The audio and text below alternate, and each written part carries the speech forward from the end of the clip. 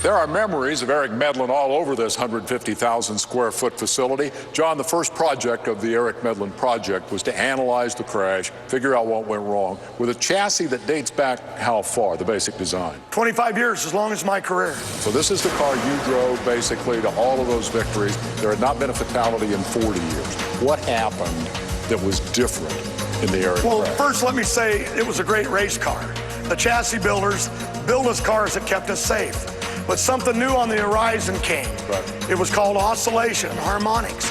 Even the military came in with their studies and said, we've seen Indy cars, NASCARs roll end over end 30 times and never saw this type of damage to a man's head, the head injuries that Eric had that took his life.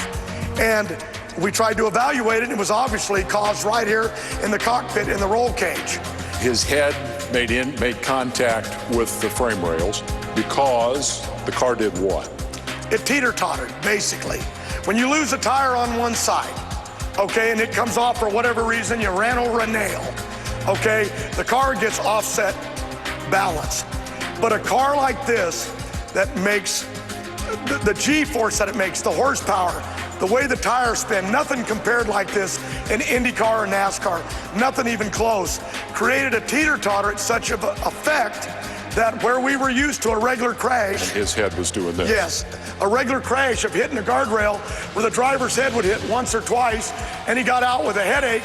Nobody ever got hurt, okay? We're talking about his head hitting close to 200 times. Well, the padding that we had in there, first of all, narrow, was built for 1 or 2 hits. Now we have padding in there that's built for over 100 hits, trying to stop what took place. This is the latest version of a Force Racing funny car chassis, and there's a lot to this story, John, but I want to start with the first step. First step was to get a bunch of other experts involved in this analysis. Tell me about it. In the initial crash where we lost Eric from head injuries, we knew the roll cage didn't work.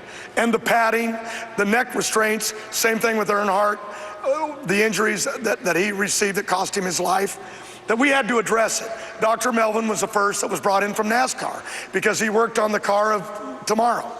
And Ford Motor Company brought in their technicians, and we worked with a kid named Murph McKinney. SFI was in chassis builder. The chassis builder, one of the best.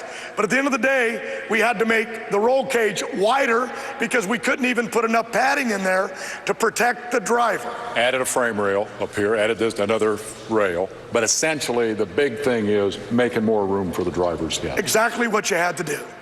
The improvements Force Racing made in its driver compartments faced a life-or-death test just 6 months later in Texas. John, on the far side, took on Kenny Bernstein, and in a shocking case of deja vu, his car broke in half after tire failure at top speed. The front of the car crashed into Bernstein. Force was trapped in the wreckage of the back part of the car up against the wall on the opposite side of the track. The good news is that John suffered no head injury. Credit those changes made to the car in the wake of Eric Medlin's death. The bad news is he suffered multiple fractures, raising doubts that he would ever walk again, much less drive a race car. In our TV show on A&E, Driving Force, I really played it up big. The monster is out there, and it can jump up in the front seat and get you. And I was just passing a bunch of bull. You were being a TV guy. Yeah, I was just making movies. But what was strange is the night before, because of John, and I've always believed in God.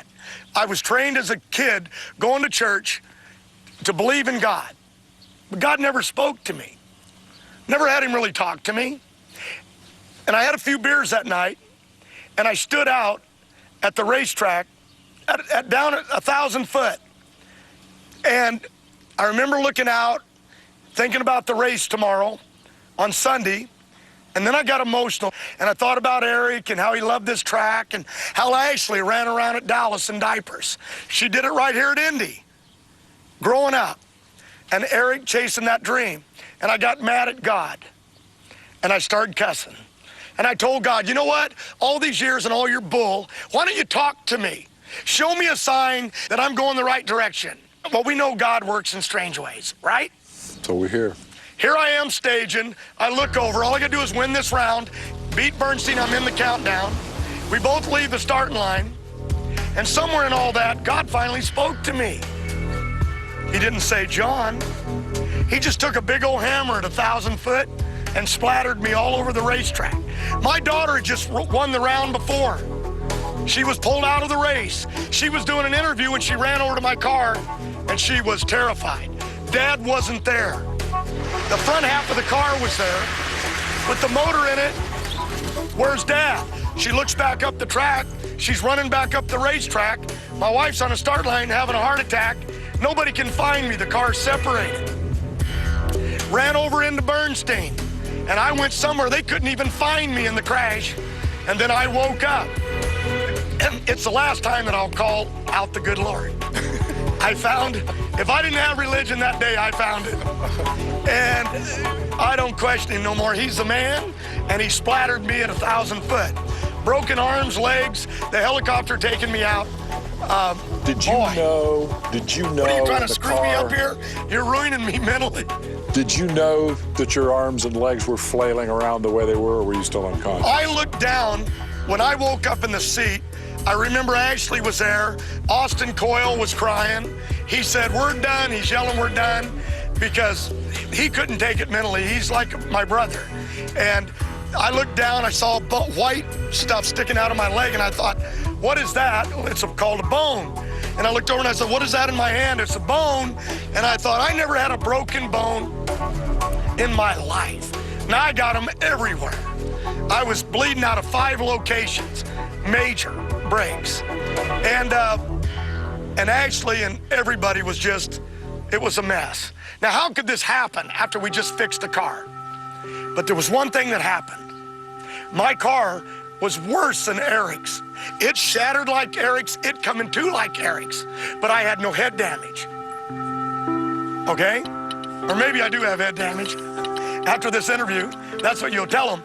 But I had no head damage, and I was talking clear as a bell. But my car had split in half. That's when the next step of the car was, okay, we did this. But at that moment, I thought to myself, there's got to be a reason for all this. Eric Medlin gave his life to save mine.